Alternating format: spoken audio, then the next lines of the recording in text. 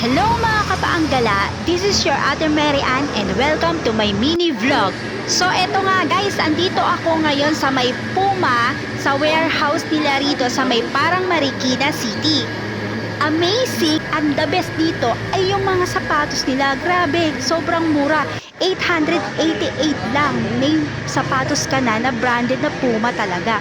So, ang nakakatuwa dito, naka-arrange ng maayos ang mga sapatos nila. Depende sa sizes. And yung iba naman, broken sizes na. So, ito, habang tumitingin-tingin kami dito, namimili-mili na rin ako kung may kasya ba sa akin. Pero kasi, ito, ang ganda sana ito, kaso broken sizes na siya. So, ayan. Merong mga pang lalaki, pambabae, at mga pambatang rubber shoes dito. Sobrang hilig ko talaga sa rubber shoes kasi nga mahilig ako mag-jogging, mag-walking, minsan sumba-sumba din pag may time.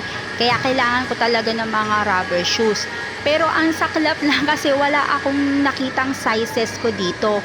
Kasi broken sizes na nga daw itong part na to 288 lang ito. Guys, sobrang mura. May mga bag din sila rito na 188 pesos, diba? At may 288 na backpack. Ito lang for now, guys. Happy watching. Follow for more.